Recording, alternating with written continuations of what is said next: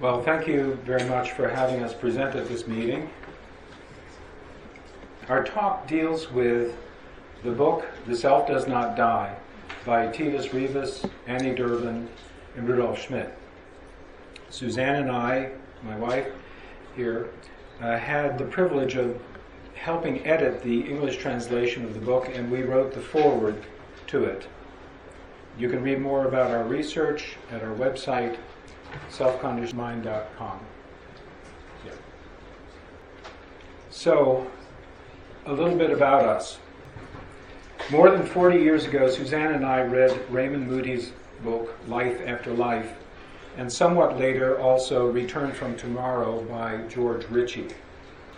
It was the story of his very deep, profound NDE, detailing his encounter with the being of light whom he took to be the Christ, who took him on an extensive tour of the spiritual world. We felt that both books were very confirming of the spiritual nature of the human being and the existence of a transcendent spiritual realm. Many years later, in 2005, we began a serious study of NDEs phenomenologically. Neither of us has had an NDE. We considered NDEs to be the archetypal phenomenon of the relationship of the mind to the physical body. In 2008, we published our first paper on the theory titled The Phenomenology of the Self-Conscious Mind, which postulated that the mind is an independent, autonomous entity, the essence of the person, that separates from the physical body during an NDE and at death. A crucial part of the evidence of the separate autonomous mind entity are the accurate veridical perceptions of the physical realm during the out-of-body phase of the NDE. And this is where you feel that you're separated, yet you're still within the physical realm. You're hovering over the top at the ceiling and looking at everything and seeing everything. And what you see is accurate and can later be reported and checked. That's what we mean by veridical perceptions. As a result, we became familiar with many of the cases of veridical perceptions in the NDE literature and used them to argue that the mind is actually a separate entity from the physical body.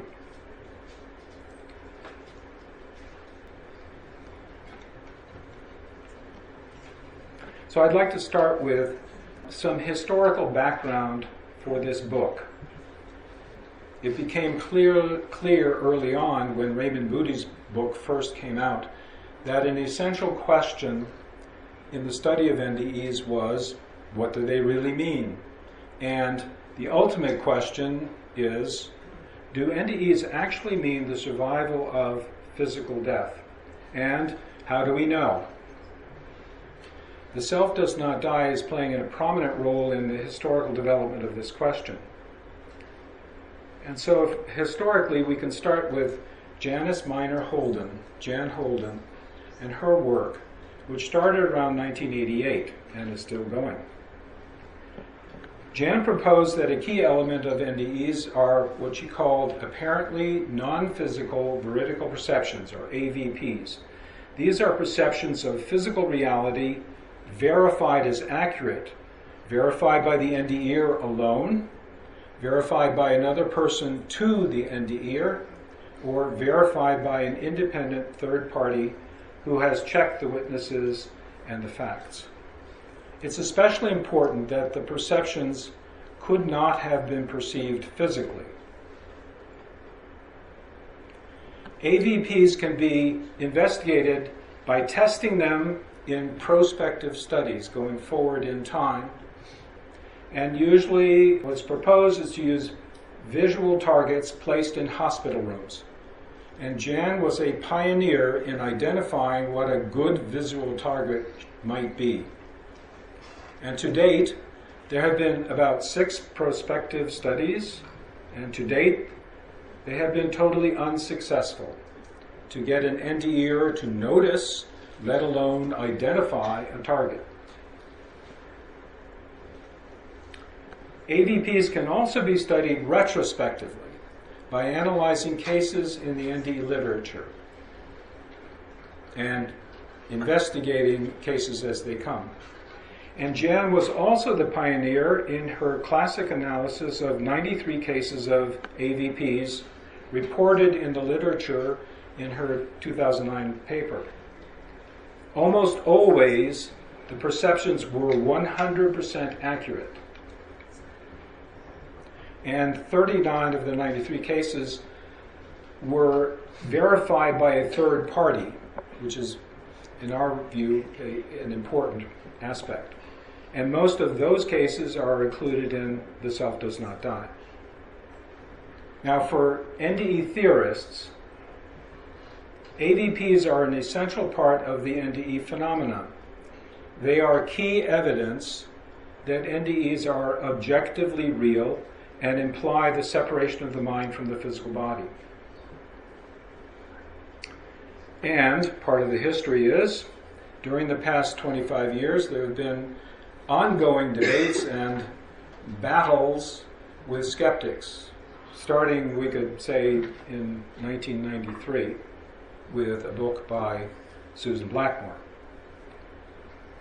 Skeptics assert NDEs are easily understood by naturalistic, materialistic explanations, that all reality derives exclusively from physical material processes. Therefore, all aspects of NDEs must have a material explanation. And the key skeptics have included Susan Blackmore, Gerald Worley, Keith Augustine, Kevin Nelson, and Sam Harris. Their main approach has been to explain away the NDEs with simplistic ad hoc physical mechanisms, and we'll discuss ad hoc hypotheses later. And there have been battleground veridical cases that are being argued over, but there's only a few of them. And if you're familiar with the literature, you have probably heard of them. Maria Shue, Pam Reynolds, The Man with the Dentures, and Eben Alexander, and there are a couple of others. If you are familiar, you will have heard of these cases, and if you have read about them, you will have heard the arguments. And I'll cover those cases in more detail in the presentation. Rudolf Smith, Titus Rivas, and many others, including ourselves, have worked actively to respond to the skeptics. And a little bit of history on the development of this book. The authors of this book, as I've mentioned, are Titus, Anny, and Rudolf, and they are all from the Netherlands. Unfortunately, Anny died in April 2016, only a few weeks before the completion of the English edition. In 2011, all 3 of the authors hatched the idea to publish a book of the core veridical cases that demonstrate paranormal phenomena or supernatural phenomena from NDEs. And the Dutch and Belgian IANS organizations helped collect cases, and Suzanne and I made several suggestions. The Dutch edition came out in 2013 with 78 cases, and the title was, in English, What a Dying Brain Can't Do, which was inspired by Hubert Dreyfus's 1978 book, What Computers Can't Do, which was a critique of artificial intelligence. The English edition came out, as I said, in 2016 at the 2016 IANS conference, and expanded with 26 additional cases to a total of 104, a 33% increase. Regarding IANS and the Maze's contribution, In 2013, with the publication of the Dutch edition, Suzanne and I encouraged the authors to publish an English translation. No regular publisher was found, so in February 2015, I proposed that IANS publish the English translation.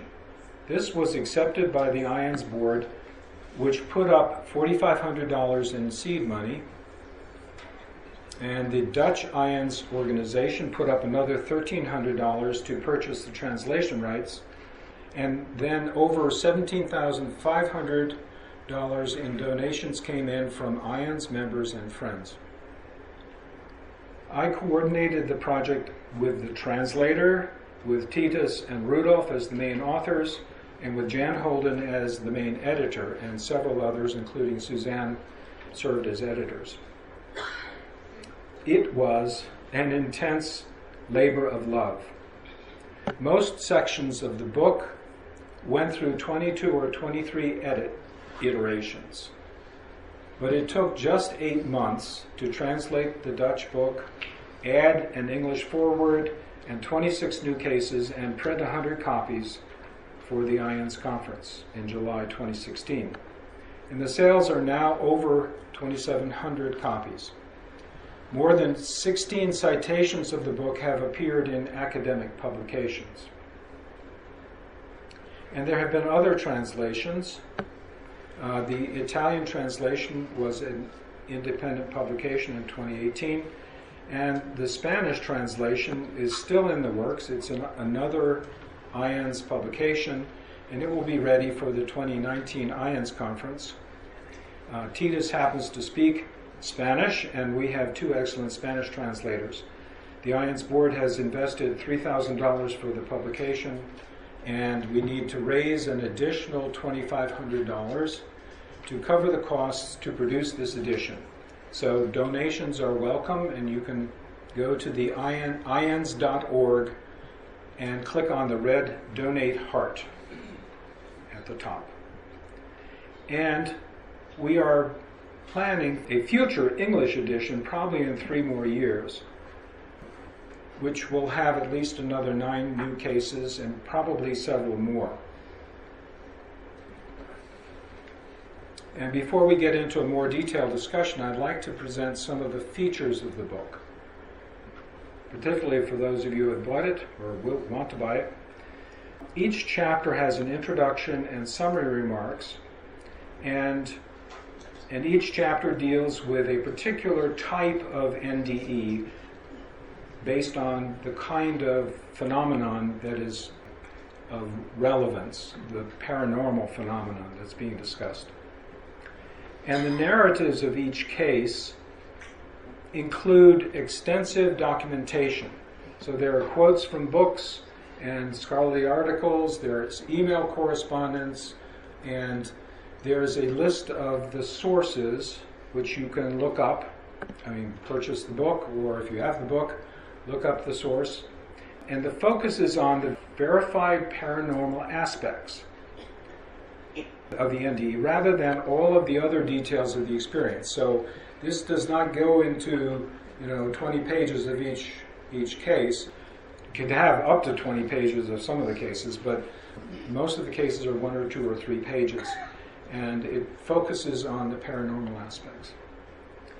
There are 250 total source references listed after each case, so here, and at the back of the book in the references, and the references have back references or citations saying where it was cited in what cases and what chapters. Because some of the questions covered are very detailed, some specific arcane topics are presented in a separate section that's kind of boxed off called an intermezzo. And there are over 100 internet links, as we see here, internet links, and including more than 20 YouTube links to relevant videos, YouTube and Vimeo videos. And the full reference list is available online, and you don't need to buy the book to check out the references and look at all the links. and that's at this URL. It's ians.org/theself-references, all lowercase. So you can check that out. And there's also a great glossary of terms used in the book. So in the rest of this talk, I'll be summarizing the different chapters of the book. I'll cover the main points of each section and summarize the important parts of one or two selected cases in each chapter. There's a lot more information for each case than I can present here. So these are really summaries of the key parts of NDE cases for specific paranormal phenomena. So, to summarize the key points of our foreword, there are a number of research requirements in that this book addresses. The need to compile all the verified cases that are scattered across the NDE literature in hundreds of academic articles and books, and to add new cases as they come to light.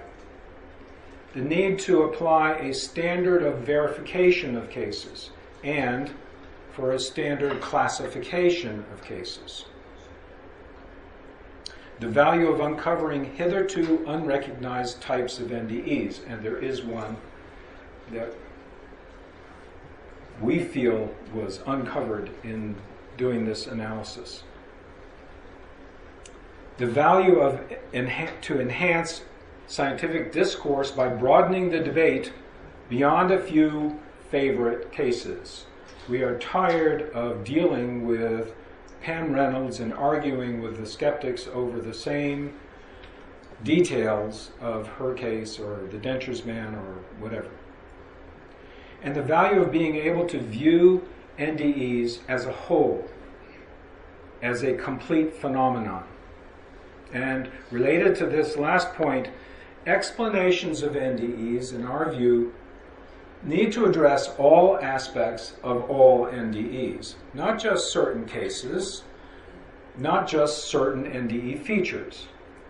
This avoids the error of generalizing from just a few cases or just a few basic aspects of NDEs.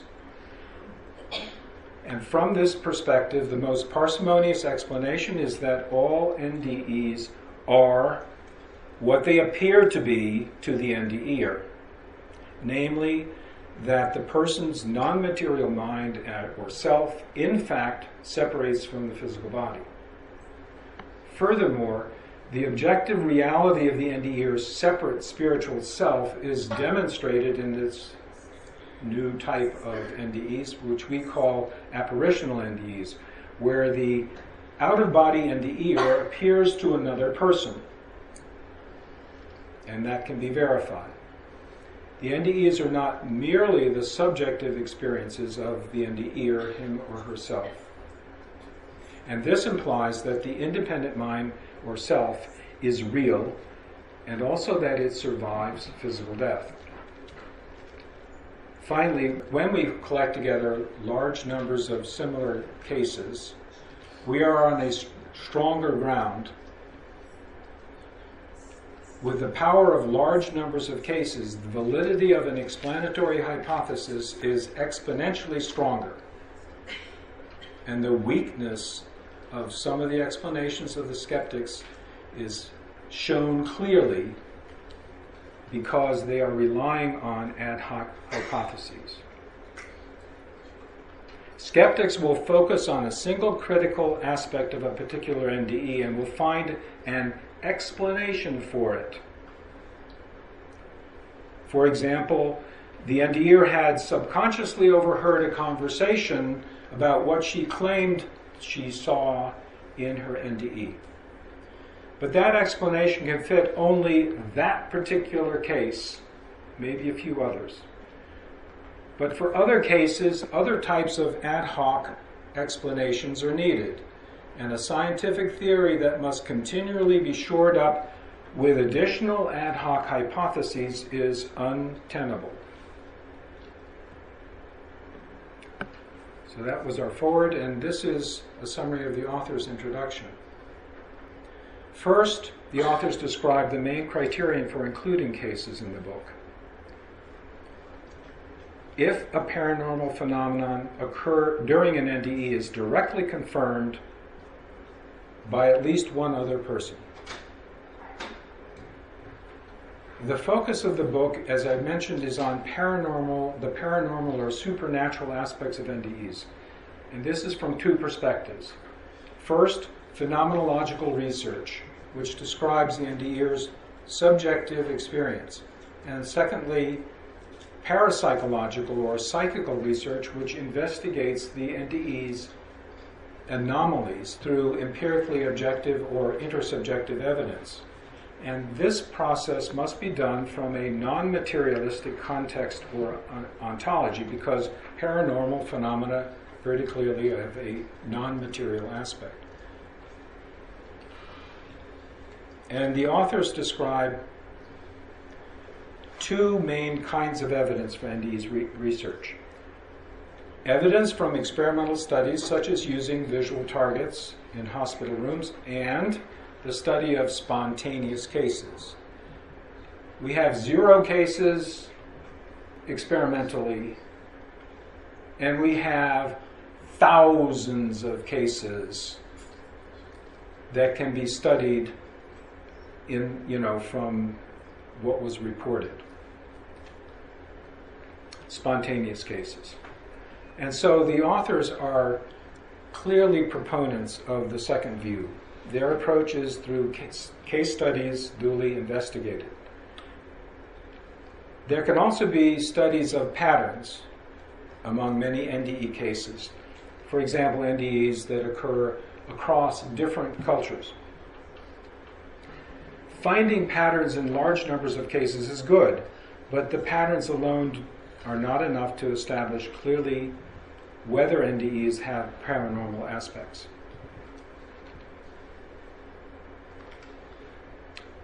So we said that we were not going to have questions, but I will take 2 questions right now. So here's one. I've read a number of accounts, and one of the accounts said, not one, a number of them have said that they've gone on the other side and actually met Jesus on the other side. Since this is a phenomenon that occurs in all kinds of races and creeds and all over the world, do other people claim to have met Muhammad or Confucius or Elvis or somebody like that? Okay, so let's take Jesus. There are non-Christians who, devout Muslims or Jews who claim that they met Jesus, or atheists. And there are people of the other faiths who claim that they've met the Buddha or Muhammad or Krishna or one of the Hindu gods. So it has to do, I think, and this is our theory, is that that has to do with the apparent willingness of the spiritual world to present to you what is comfortable for you. So if you are expecting Jesus, the being that you see will manifest as Jesus or another being. And there are several cases where the same person, for example, Mellon Thomas Benedict, he was shown a number of different images and it kept changing. He's saying, why are you doing that? He says, well, we're not sure exactly what makes you comfortable. So that's our explanation of that. Anybody else? Hi, I'm fascinated with people who have a life review and then feel something from the other person's perspective. I've read many of those stories. Yes. And I wonder if any of your research to verify has ever been to go talk to that other person that someone bullied, and then also the fact that a lot of people that I've heard come back and they've changed they either go from atheist to believing, or they're kinder, or all of those kinds of things, and if that comes into play with your research, verify. Yes. Okay. The first part is that Has any researcher verified the content of a life review where you can go to the other person, the person that you have done something wrong to or maybe something kind to, and check out what in the life review they felt? And that has not been done, but that is something that we are calling on researchers to do. And we can go back to certain life reviews. Unfortunately, the people have passed away. These are a long time ago. And say, boy, it really would have been nice to talk to Tom Sawyer's aunt, whom he really did in with a trick when he was 8 years old, and verify with her, is this really what you were thinking that he then reported you were thinking? And yes, we want to do that. And your other question? People who've changed their viewpoint and gone from maybe atheist to more spiritual or kinder. Oh yes, people are transformed, particularly by what they see of what they've done in their life review, or what they failed to do, and how would the skeptics reply to that? Okay, well, that's a good question. How would they? I have not heard a good explanation for that, other than they probably have a psychological explanation for that people want to be better, etc. Share Scott's experience of a man who died or somewhat part of it. Okay, so Suzanne is bringing up a point about life reviews. One of the evidential parts that a life review has occurred is when there is the sharing of the person who is dying or is having a near-death experience, and they are seeing their life review. But if somebody else is drawn into that, and that happens particularly with shared death experiences, then the person who can actually perceive and verify that there was a life review, and if that person is close to the person who is dying, can verify, yes, those were events in that person's life. And I was in the life review too, because we did that together. And so we have not pursued that yet, but that's another line of validation of the paranormal aspects of it. And that would be really good to do as well. Okay, so let's go on. So now we're going to look at each chapter of the book in some depth. We'll stop after chapter 9 for 2 more questions, okay? And then we will have many more questions at the very end. So, the first 9 chapters of the book cover each of the groups or types of cases based on the main paranormal feature of the NDE. And there are a couple of NDEs that appear in more than one chapter. So chapters 1 to 3 here cover 2/3 of the total cases. These are cases of verified veridical perceptions, AVPs, depending on the NDE's condition and nature of the perception. And so we'll go into the details of those 3 different types. And then chapters 4 through 9 deal with other paranormal phenomena, telepathic communication, after-death communications, which means meeting deceased relatives or deceased persons during the NDE, either persons unknown to the NDEer and later identified, persons known to the NDEer but not yet known to have died. And those are 2 cases that are evidential. And then chapter 7 is these cases of what we call apparitional NDEs. The NDEer appears to another person, conveys some information, and then both are able to confirm the interchange. And as we said, we feel this is a new category of evidence that has received very little attention by researchers so far. Chapter 8 deals with miraculous healings following an NDE, and chapter 9 is paranormal abilities following an NDE. And chapter 10 is Titus Rivas' general observations, and chapter 11 is Rudolf Smith's account of the never-ending discussions with skeptics. So chapter 1 deals with extrasensory veridical perception of the immediate environment. And the authors start out saying, the cases in this chapter are those where we can't be certain of the exact moment of the purported veridical perception, or how well the NDEr's brain was functioning at the time of the perception. So we can't relate the perception to the actual what's happening with the person, the patient. And the cases with the highest evidential value are those which include statements from both the patient and one or more witnesses. And case 1.5, chapter 1, is Al Sullivan. This is an exceptional case because it was thoroughly investigated and a reenactment video was made documenting the medical procedure with the patient and the doctors in the video, including interviews with all of the key participants. So Al underwent an emergency bypass operation, heart bypass. His eyes were taped shut, as shown in the video, and his head was behind a surgical drape, and he was under anesthesia. During his NDE, Al was out of body and saw the cardiac surgeon, Dr. Takata, flapping his arms here. And Dr. Takata was doing this.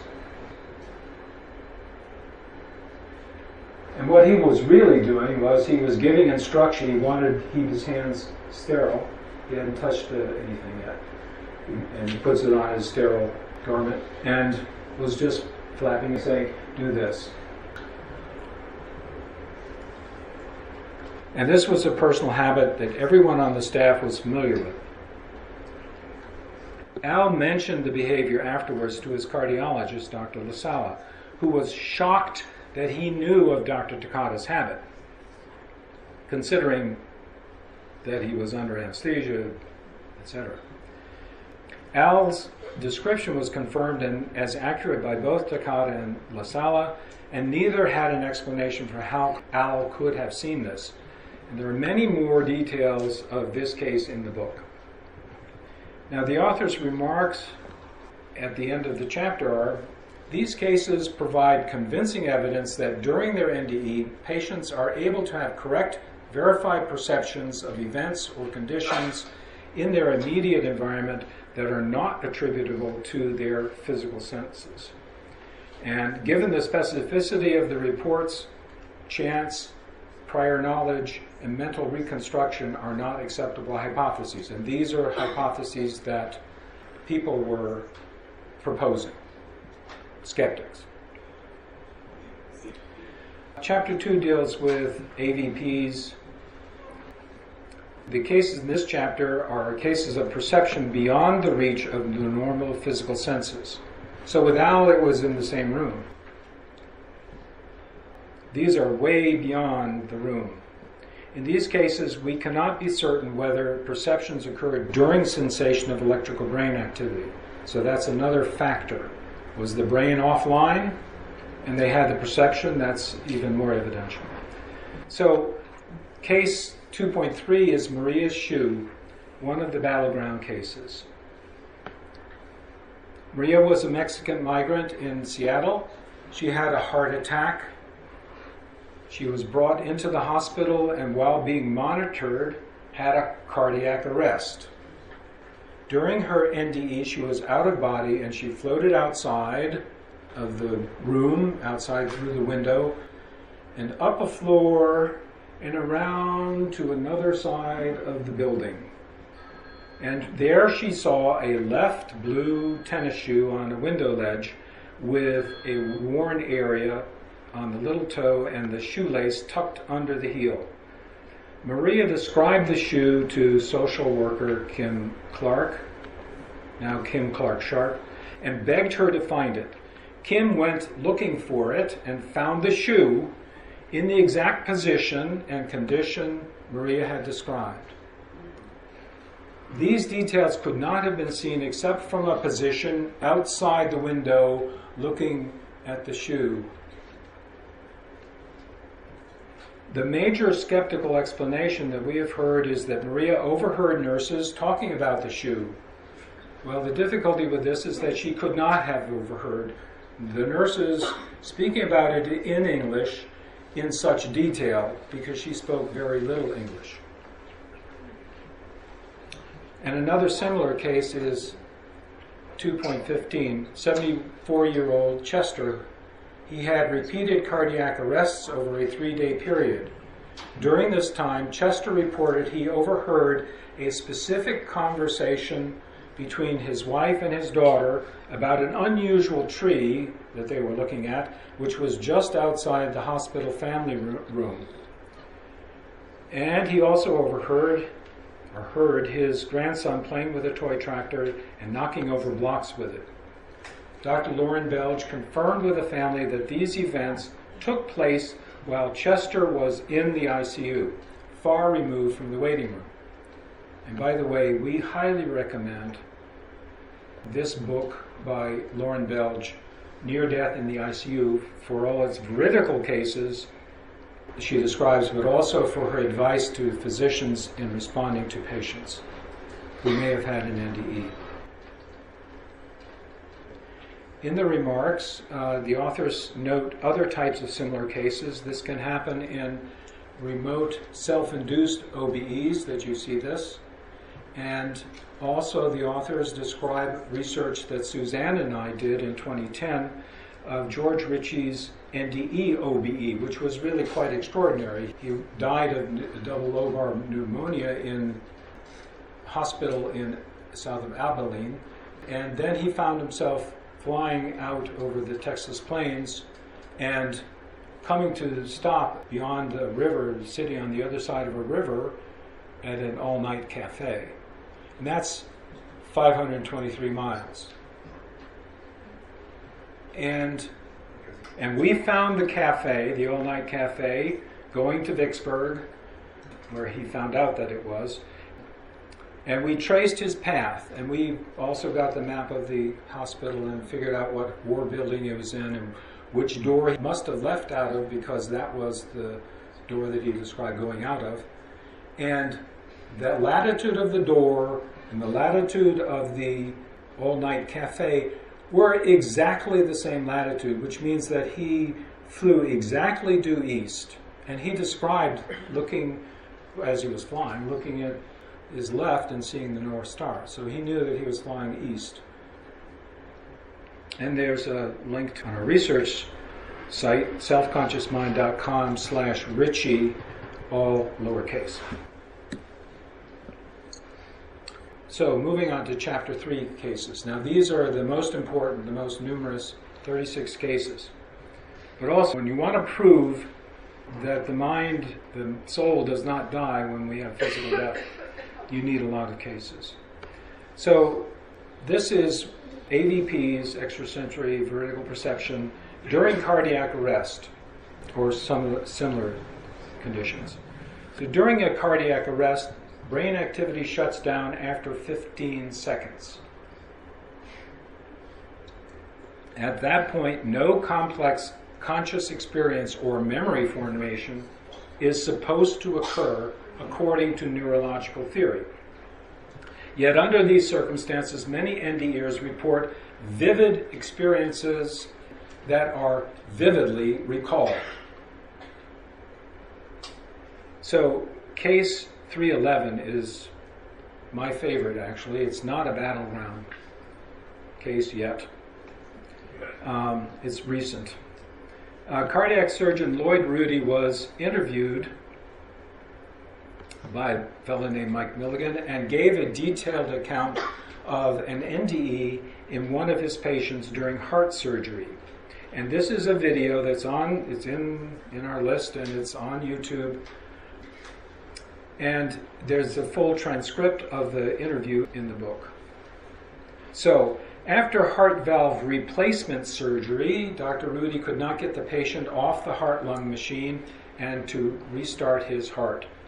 So, ultimately, the patient was declared dead, and the life-sustaining machines that were keeping him breathing and circulating his blood were turned off, except for the echo probe and other monitoring instruments. By those instruments, there was no heartbeat, no blood pressure, no respiration for at least 20 minutes. Then the heart spontaneously started beating again and developing blood pressure. Dr. Rudy called the surgical team back and eventually resuscitated the patient. Later, the patient recounted several accurate veridical perceptions during this time. In particular, he saw the surgeon standing and talking in the OR doorway in their shirt sleeves. Obviously, they were not engaged at all. It was after the operation. And the doctor said that that's what they did. And there were post-it notes that were stuck together on a chain on a computer screen, telephone messages that the doctors had received. Very good evidence. Very clear what the state of the patient was. And I have to cover these another two cases. These are battleground cases that have been the subject of endless debates with skeptics. Case 3.7 is the man with the dentures, and this was first reported by Pim van Lommel in a famous 2001 Lancet article. In 1978, a 44-year-old man named, just called Mr. B, was found outside in a park on a cold night. He was stone cold and blue. He was brought into the hospital. He showed signs of postmortem lividity, meaning the blood pooling in the body, and the male nurse, initials TG, removed his upper denture, put the denture on a wooden shelf on a metal crash cart, and inserted an airway tube. There was still no heartbeat, and then he used mechanical heart massage, a thumper, and the pupils were unresponsive to light throughout the procedure, which means his brain was offline. And after more than an hour, Mr. B's heartbeat was restored, and the man was moved to ICU. A week later, TG saw the patient for the first time since the resuscitation. The patient said, "Hey, you are the one who removed my denture. You know where it is." And he described how TG had taken it out and put it on a little pull-out shelf in the cart with all the bottles on it. Now remember, this took place before the thumper was used to try to restart his heart. And Mr. B reported many other veridical details, which are in the book. And then Pam Reynolds had a dangerous aneurysm at the base of her brain and underwent a complex hypothermic standstill surgery. The patient is hooked up to a bypass machine. The body temperature is lowered to about 60 degrees Fahrenheit. The heart and breathing stop. The blood is drained from the head. The aneurysm is snipped, and the body is gradually warmed up again. And finally, if needed, the heart is restarted with a cardiac shock. Sometimes it happens to start up spontaneously. And during the procedure, the patient's brain waves are monitored by EEG, and in particular using very loud clicks in small speakers taped in her ears. In the initial phase, Pam's eyes were taped shut. She was anesthetized, and a bone saw shaped like an electric toothbrush was used to open her skull. At this point, her NDE began. So she was out of body. She's just under anesthesia at this point. In the operating room, in particular, she sees the bone saw. She overheard a short conversation between two physicians, which was later confirmed as accurate. And by the way, her description of the bone saw was accurate. It's like a toothbrush. She experienced a typical NDE, going through a tunnel, meeting deceased relatives. On returning to her body was being warmed up at this point, and she heard the song Hotel California being played in the OR, and it had been played. She observed two shocks to her heart. So she's outside her heart, she doesn't want to go back in. She sees the body jump, so that's the first shock. And then, while the second shock was being administered, she feels herself joining and falling back down. So she observed the two shocks, and medical records confirm that she had the two shocks. Now, this is endless. All of the details I just went through are endlessly discussed about the bone saw, etc., about Hotel California, etc. But the most evidential part is that the veridical perception of the two shocks when her circulation had not yet restarted. So she could not have described that. So in their remarks regarding cardiac arrest, now this is what they're talking about, cardiac arrest in general. When is brain electrical activity restored after it has ceased? Is there still residual weak heartbeat? Can electrical activity arise that could be responsible for NDEs produced by dying brains? And they conclude no.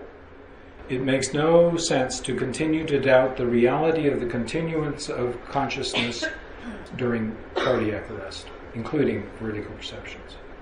And no electrical brain activity that might be happening 3 minutes after the person is supposedly died, that electrical activity is inadequate to explain the cases that were presented in this chapter. Okay, so those are the veridical perception cases. And the most evidential are when you can pinpoint that the heart was not working and yet there were veridical perceptions. That could have only happened and be observed at that point. Now, moving on to some other paranormal phenomena, we have telepathy. There are two types of telepathy in this context. The NDEer perceives the thoughts of someone else and has contact with the other person's mind or consciousness. And the other kind is when another person is perceiving the NDEer and has telepathic perceptions. And that's a shared near-death experience. So the most interesting one of this group, in my view, is this. 4.3. In 1976, George Rudolf was a young Russian doctor who was seeking to move to the U.S. on a visa. He was run over by a car driven by the KGB, declared dead, placed in cold storage in a hospital morgue for 3 days, from Friday evening to Monday at 11 a.m. when his autopsy began. During his NDE, he connected with his wife mentally. He could see through her eyes and hear her thoughts as she was choosing his gravesite. She was also going over the possible men she could marry, weighing the pros and cons. What are you going to do? He's dead, okay? And you need a husband. He remembered all of her thoughts, and after he recovered, he recited them back to her verbatim. And she was so freaked out that she didn't want to have anything to do with him for a year. She felt she no longer had the privacy of her own mind. Which, when you're out of body, you can do that. When you're in body, you still have some of that ability, but then it fades, fortunately. So, and Rud and I had a number of other accurate veridical perceptions. And another very interesting case is 4.2. This is the unuttered sigh. Dr. Tom Outerhide was a brand new doctor, and he had never treated a patient with a cardiac arrest. Outerhide was on his own with the patient when the patient had a cardiac arrest. And he thought, how could you do this to me?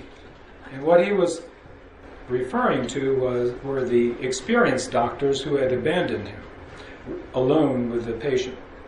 How could you do this to me? Using a defibrillator, Outerhide brought the man back, but he would just have another arrest. And Outerhide would shock him again. So Outerhide was alone like this from 5 a.m. to 1 p.m. The staff brought in lunch for the patient. Outerhide was hungry, and he couldn't leave the room. So he ate the patient's lunch. Finally, after many hours, the doctors did stabilize the patient, And then about 30 days later, the patient addressed Aldehyde. You know, I thought it was awfully funny. Here I was dying in front of you, and you were thinking, how could you do this to me? And then you ate my lunch. The patient reported several other details that were accurate and outside his physical field of vision. Aldehyde also reported that his thought was just a fleeting thought. Just a fleeting thought that went through his head as the patient was initially resting in front of him. And of course, the authors say that we would expect that you'd be able to read some of these thoughts with telepathy when you're out of body, just like you can have clairvoyant perceptions of the physical world. Chapter 5 and Chapter 6 go together. So Chapter 5 is after-death communications with strangers. And these are NDE-related after-death communications. That is, meeting with deceased persons and communicating telepathically. In these cases, the NDE did not know the deceased person prior to the NDE. The deceased person was later found to have existed, and the NDE could confirm the characteristics of the deceased person. So, Viola Horton, case 5.5, she had an NDE out-of-body experience during cardiac arrest after gallbladder surgery. And in the hospital corridor, she saw her daughter with mismatched plaid outfit, which was a definite no-no in those days in the South. And she saw her brother-in-law in the hospital remark to a friend that he had planned to go out of town, but now he had to stay around because it looked like Horton was going to kick the bucket. So Viola went through the tunnel into a beautiful meadow and met a deceased person appearing as a baby. And here's a case where the deceased being is appearing in a form that is relevant to the NDE. So that's another example of that. He said that he was her brother. She did not have a brother. He told her to remember how he looked, the tiny cap, the dress, socks, and booties, and to provide the description to her father. Now, all of her perceptions were verified as accurate. Her father confirmed that his first child was a boy who had died a few days after birth and was never talked about in the family. And the authors say these cases are strong indicators of actual contact with those who have died. One skeptical explanation is that there is some sort of super psi that is involved, which is a hypothetical process that the NDE obtains the information subconsciously from using some form of clairvoyance. Well, in these cases, the NDE has no motive or desire or reason to access super psi information for the deceased unknown person. And furthermore, in these cases, the deceased person appears to seek contact with the living person in order to convey information to them, which implies that the reality of experience in NDEs is an intersubjective reality, one that is shared with others. So the deceased person and the out-of-body person are together, and they are sharing the same subjective, intersubjective reality. And Chapter 6 is related to this, but it is after-death communication with familiar people who are not known to have died. And meeting familiar deceased people in an NDE is expected. You expect to see deceased grandma and deceased uncle because you know that they have died, but it is totally unexpected when the deceased is not known to have died. You know this person, but they're not dead. So a skeptical interpretation could be this is a projection of dreamy images from the NDE's unconscious mind. But if that's the case, how can you explain when the NDE knows the person but does not know that the person has died? The NDE is surprised to see the person there among other deceased relatives. So, case 6.4, 9-year-old Eddie Cuomo was hospitalized with a very high fever which finally broke after nearly 36 hours. As soon as he opened his eyes at 3 a.m., Eddie told his parents that he had been to heaven, where he saw several deceased relatives. Then he added that he also saw his 19-year-old sister, Teresa, who told him he had to go back. But Teresa was alive at college. His father said he had spoken to her only 2 nights before. Later, when Eddie's parents telephoned the college, they learned that Teresa had been killed in an automobile accident just after midnight. College officials had been trying to reach the Cuomos to inform them of it. And these cases suggest actual contact with the other side. The NDE could not have known that the other person had just died. And then this is the category which we believe is a new discovery. So, observations, chapter 7, observations of out-of-body NDEs by others. In these cases, the NDE appears to another person or otherwise makes their presence known, and some information is transferred, and both parties confirm each other's account. Now, in these cases, we say it's apparitional, but they are not ethereal beings. They appear as solid beings, beings who have, appear normal. So, case 7.3 is the best of these. It's the case of Olga Gerhardt, and was documented by Dr. Melvin Morris and Paul Perry. Olga underwent a heart transplant. So she has a new heart embedded. Her entire family was at the hospital except her son-in-law, who stayed at home. Initially, the transplant operation was a success. But at 2:15 a.m., all her family are still at the hospital.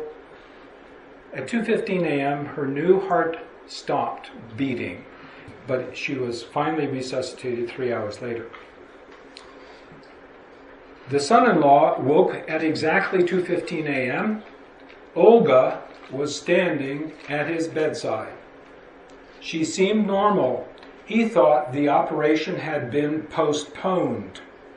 He asked, "How are you?" She replied, "I'll be all right. There's nothing for any of you to worry about. Give this message to my daughter," which was his wife.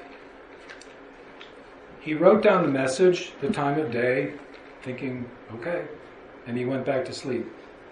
When Olga regained consciousness later that day in the hospital, she asked her daughter, "Did you get the message?" Olga had left her body and could not communicate with those in the hospital, so she went to her son-in-law, and Morse and Perry verified the details, including the note scribbled by the son-in-law. And Titus's comment is, such cases add to the growing number of cases that seem to defy materialist explanations. And chapter 8, miraculous healings. And these document paranormal healing of serious illness or injury during an NDE, or rapid healing in stages after the NDE. The healing is completely unexpected, some form of spontaneous remission that seems utterly implausible. And the NDE does not appear to sustain serious brain damage, despite cardiac arrest or other assault on the brain. In case 2.4, Anina Moorjani was diagnosed with Hodgkin's lymphoma. She had refused chemotherapy.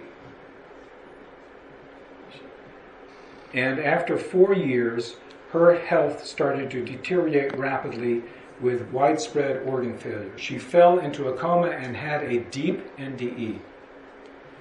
She left her body, had veridical perceptions of conversations her husband Danny had with doctors 40 feet from the room.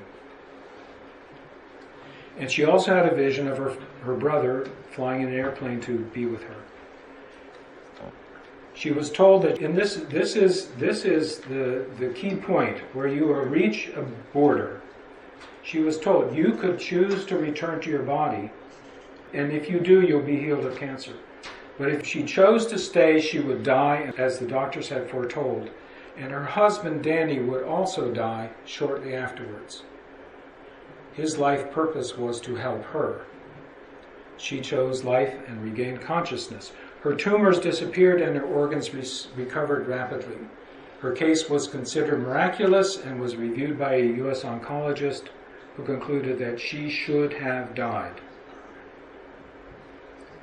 And the remarks about these cases, all of the cases in this chapter are supported by statements from doctors or investigators who had access to the relevant medical records. And they also bring in this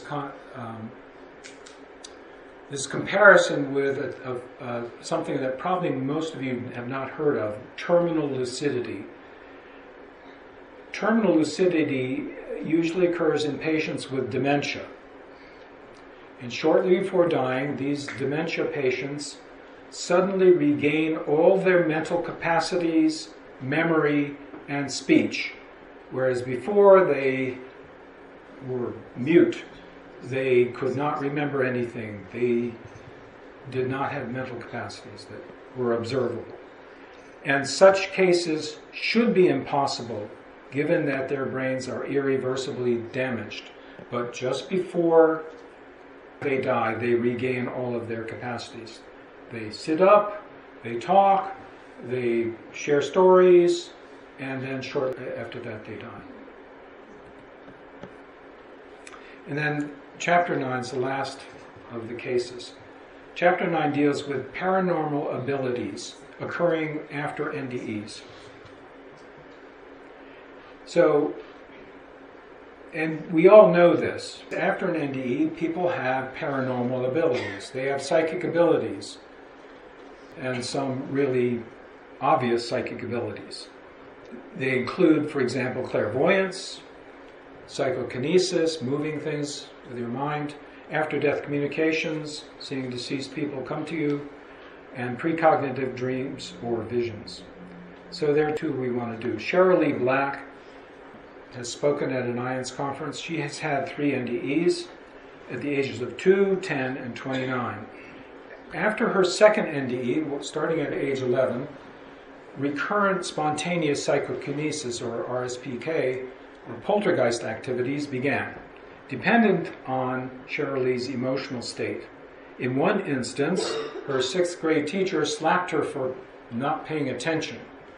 And as the teacher walked away, a book from off the shelf at the side of the room flew and struck the teacher. And by the way, the teacher was really freaked out. And she realized what had happened. And also, she was in the grocery store with her husband, and they were in the vegetable aisle. And he's a funny guy. He told her a corny joke. And she, reacted to it. That's stupid, whatever. Anyway, a bunch of lettuce flew off the shelf and hit him in the head. So, anyway, Suzanne and I worked with Cheryl Lee several times to understand and document her PK abilities, and several other investigators have done so at the Ryan Research Center, University of Virginia, University of Maryland. She has exhibited experimentally confirmed instances of psychokinesis, PK, moving a pinwheel or an Eggley wheel in a sealed container. And she's had precognitive dreams and verified after-death communication with both known and unknown persons. Very psychically talented lady. And this one is really important to show. So, case 9.4, Tom Sawyer. Tom had a profound NDE in 1978. His pickup truck fell on him, crushing his chest, and he was dead for 15 minutes. In October 1983, 5 years later, he had a vision of a crash of an L-1011 TriStar jet, passenger jet. At a gathering of NDEers at Ken Ring's home in Connecticut, a statement was made. there will never be another crash of an L-1011 plane. And because Tom could not let any untruth be uttered in his presence, he turned around and blurted out, "That's not true." That meant that there would be another crash of an L-1011, and Tom became upset. So he says to Ken, "Why do I have to know this? I know so much about the details of the crash. Why can't I identify this white building? That's very important to me. How can I know it's exactly 103 degrees, yet not know where it is?" He said, "Ken, I know all the people on this plane." He said, "I can tell you their first names." He knew that 90% of them would die. He also knew all of the details of the man who would be killed on the ground driving a car. 22 months later, on the morning of August 2nd, 1985, Tom retrieved his newspaper and had a vision of the next day's headline. He saw the headline, and that meant the crash would happen later that day. He called Bruce Grayson. He had been consulting with him about his vision, and told him about 6 or 7 hours before it happened that the crash would happen that day. And because Bruce Grayson confirmed it, it's in the book. The plane was going to go down in a thunderstorm as a result of wind shear as it approached the airport. The crash would occur in the U.S. and the temperature that day would be 103 degrees Fahrenheit. Delta Airlines Flight 191 crashed at Dallas-Fort Worth Airport on October 2nd, 1985 at 6:05 p.m. The temperature was 130 degrees that day. 136 of the 163 passengers and crew were killed. One man on the ground was killed when his car was crushed by the plane when it slid across a highway. The plane ultimately crashed into 2 white water towers as it came to rest in a muddy field. There was nothing Tom Sawyer could do to prevent or mitigate this accident, and he tried. He flew to airports seeing if he could see the white building or something. So the remarks here, paranormal abilities are common in NDEs, but they are rarely confirmed by independent investigation. Okay, said we were going to do some questions. 2 questions before we finish up. Regarding your answer to this gentleman's question earlier, that these beings appear to make somebody comfortable, and from everything I've read, that seems to be the case. And in the case of George Ritchie, I think it's almost a direct quote that he said, "Stand up, you're in the presence of the Lord Jesus Christ." The Son of God. Yeah. So if they're just trying to make the person comfortable by appearing as Jesus or Muhammad or whatever, doesn't that make them a liar? Doesn't that make that being to say you're in the presence of Jesus Christ if it's just... Yeah, if it isn't, yes, that would be interesting to say. So one should make that conclusion. You are recognizing it because you are told it. But there could be other cases. I don't know. Part of the problem with verifying paranormal aspects is that we can't go and take a deposition of the spiritual beings. Yeah, it's just hard to believe God would do something like that. Right. Correct. Good point. Thank you. In the after effects, people come back with what you've described as paranormal gifts. Yeah. Psychic gifts. Yeah. Have you found in your research any connection between near-death psychic gifts and mediums, etc.? Is a connection, or are they totally separate? What have you found out, if anything? Well, put it this way. NDE researchers have studied spontaneous mediumship experiences. So that is when their NDEer, receives a message and is told this person needs to hear this. Now, mediums don't have to have had a near-death experience to have that kind of ability. And in fact, many of them apparently don't. You can't always tell whether a person's had an NDE because they may have been an infant and nobody told them about it. So I would say that those kinds of parallels are real. In other words, if you have these abilities of getting these messages and they are evidential, that is to say you can verify that what you're getting is true, and you have had an NDE, and that's what the studies of NDE, spontaneous mediumship experiences, post-NDE, are saying, then yes, it's the same phenomenon. Now, you can have other kinds of mediums, and we have not studied those. And I would expect some of them are real. We're not saying, well, because you had an NDE, you can now communicate with the deceased people. The deceased people are there, and there are after-death communications, and we'll talk about the confluence of evidence that people who have not had NDEs have after-death communications, and so they're seeing their deceased person, relative, right there. And so all of these things, there is this confluence of evidence, and so we think that these things are related and mutually supportive evidence. And we have not studied that in detail. Thank you. Okay. All right. Chapter 10. Titus lists, so these are his general remarks, and Titus lists these criteria for inclusion of cases in the book. So there is no alternate explanation, there are reliable sources, and particularly if you can confirm the physical death that is during a cardiac arrest. Those cases are really good. If they can be confirmed, they would be in the book.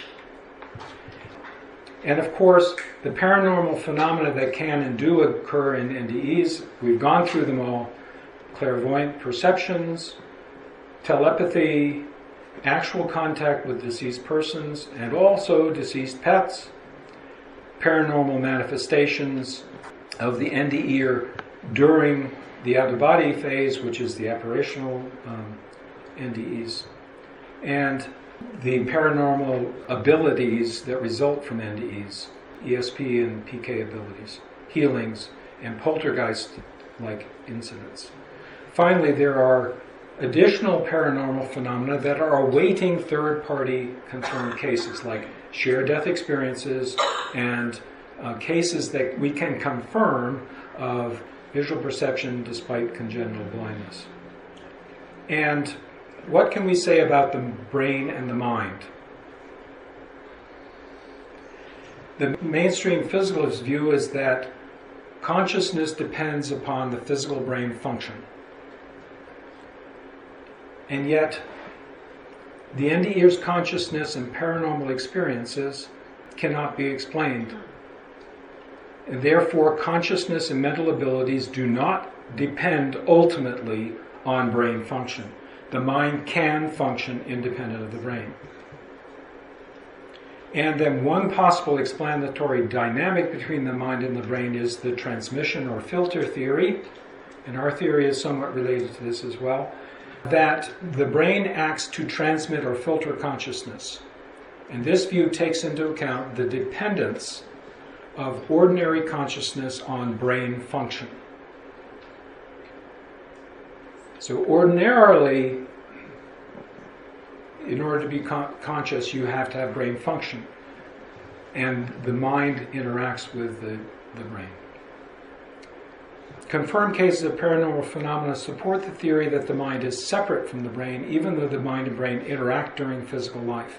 Therefore, the mind survives the death of the brain, and NDEers have actual experiences of the hereafter. And skeptics then point out, well, the NDEers did not ultimately die, so their experiences do not imply what the afterlife is actually like. And Titus responds that there are two lines of evidence. The first line of evidence is that from chapter 3, from consciousness during cardiac arrest. So we talked about cardiac arrest, blood flow stops, EEG is flat, and yet there is complex consciousness. Subcortical brain activity also stops. Yet NDEs in cardiac arrest show complex consciousness while there is no measurable brain activity, contrary to the materialist view, especially where no resuscitation occurred at the time of certain veridical perceptions, and we've covered those cases. Therefore, consciousness is not the product of the brain, but occurs in interaction with the brain. And clinical death and irreversible or actual death are functionally equivalent. All relevant brain function are shut down. Skeptical arguments that consciousness is totally dependent on brain function. So that is the normal view of neuroscientists, that consciousness requires brain function. It is totally dependent on brain function. But you could also have the view that there is a mind and the brain, and when they are together, you need the brain or you'll have no consciousness. So when the brain is impaired, consciousness is also impaired. And then, of course, the fact that you have personal consciousness during cardiac arrest implies personal survival after irreversible death.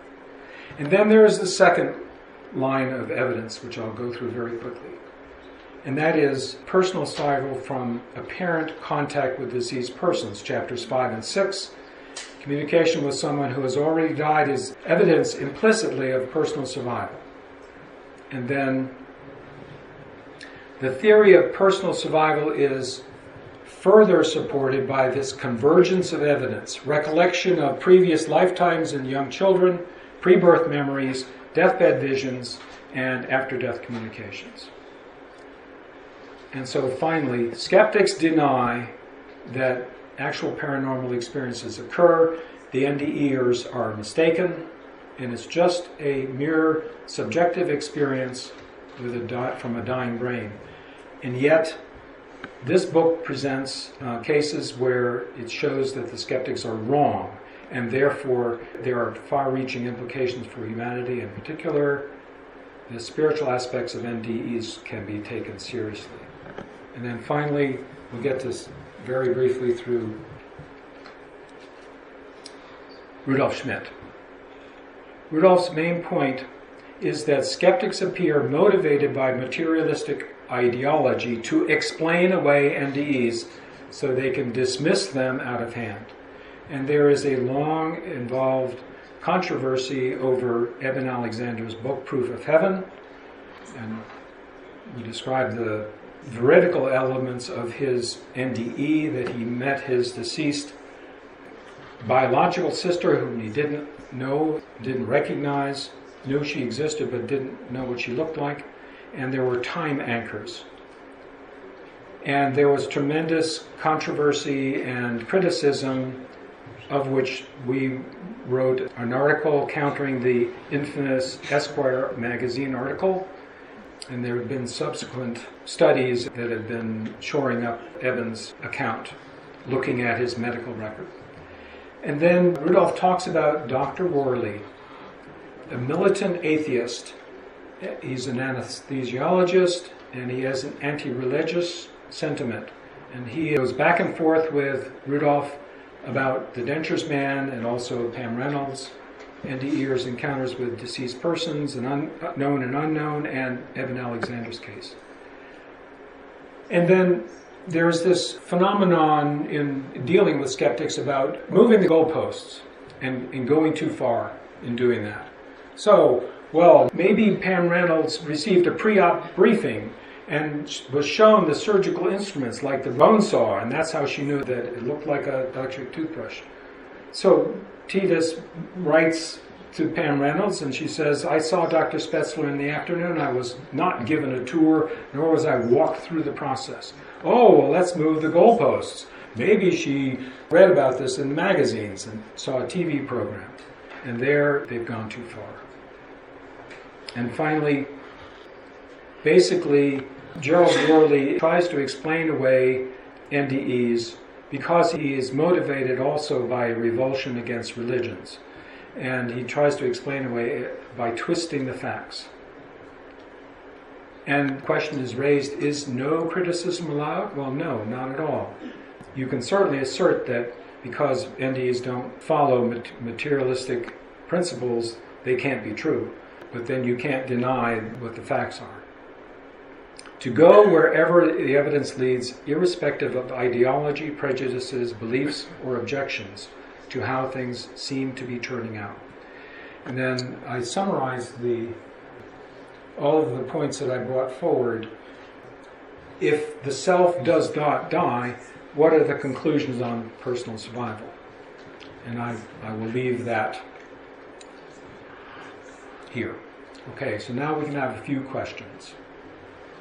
Two-parter, quick ones. Has anyone in the NDE community taken a look at Edgar Mitchell's research and see if any of it is applicable?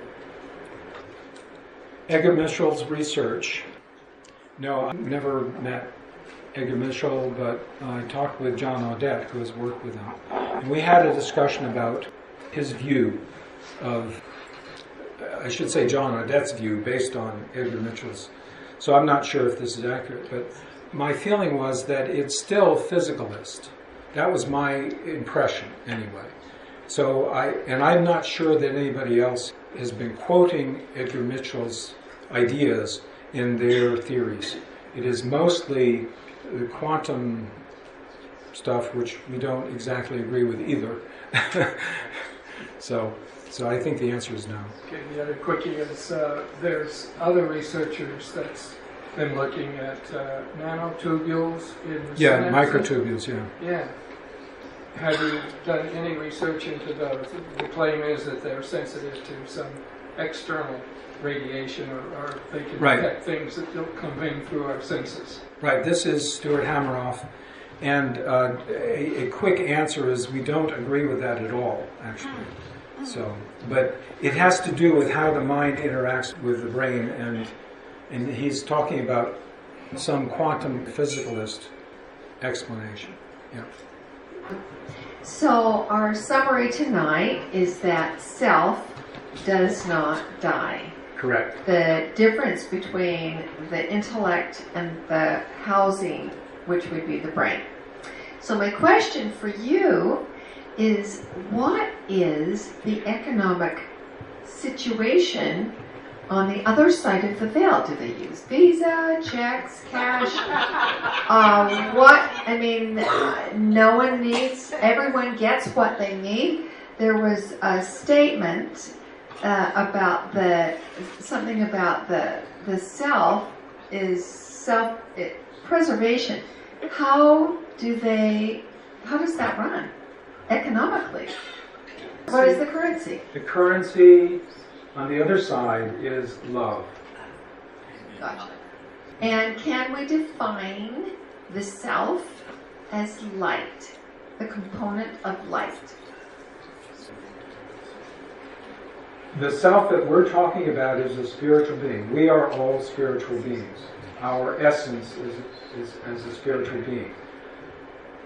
The essence, or the way spiritual beings appear in the spiritual world, is as light beings. So, L and L, our summary is love and light. Yes? Yeah, that's pretty good summary. Love and light, L and L. Okay, I'm just wondering about out-of-body experiences where death does not occur, like during surgery. A lot of people can explain what happened in the operating room with everything, and is that included in your studies? Yes, I think your question is that people do not actually die, and they have an out-of-body experience with veridical perceptions or just a beautiful NDE. And they are, you don't have to die. You don't even have to have an operation. You can be meditating and have a spiritually transformative out-of-body experience and meet all of the requirements of an NDE because you have the same elements. Thank you. The research you're currently doing on world visions, most of the accounts that I've read or heard recounted have predicted things, but they do it often with the caveat that, well, we as humanity can possibly change these outcomes if we do things differently. And I see that in two ways. One, well, if it doesn't happen, then we don't need to worry about whether or not our vision was correct. But it also is helpful in, as opposed to the inexorable nature of Tom Sawyer's thing where he wanted to change it, but it was just going to happen. I wondered if you wanted to give us a preview or if you had thoughts on this. This is our initial take on that. Many times, people who are getting these visions receive visions that are very precise, and they happen, and they have no way of affecting it. We feel that that's a kind of learning curve to say, hey, you are getting these visions and they're real. So it's like, but you will get other visions that are just as real. In other words, your experience of the vision is going to be the same. It's going to be vivid. It's going to be like an NDE vision. And that's real too. We want you to pay attention to that one because we didn't want you to interfere here, but we wanted you to know what it was like. That's one. And the other is that these visions are given as a warning because we all have free will, and because we are exercising our free will, we can go off the rails, and we are going off the rails. That's what the warning's about. It's not a punishment for humanity, but it's a consequence, a natural consequence of our actions. We can change that. We can prevent the vision, or we can mitigate it. But that's our take on it. I mean, there's a million more other questions, or did we? One more. All right. One more? Okay. Why do these people not release their medical records? I mean, Morjani, with the exception of one doctor who looked at them, PMH Atwater, especially Evan Alexander, they could just convince the whole world of life after death if they would release their medical records. Well, Evan Alexander did release his records, and they were reviewed by Bruce Grayson, and this was just published this year, I think, or last year. Yeah, so he did. And Bruce Grayson, Surbi Khanna, and I think her name is Linda Moore. 3 MDs reviewed the records, and it's written up in the Journal of Nervous and Mental Disorders. Okay, thank you very much.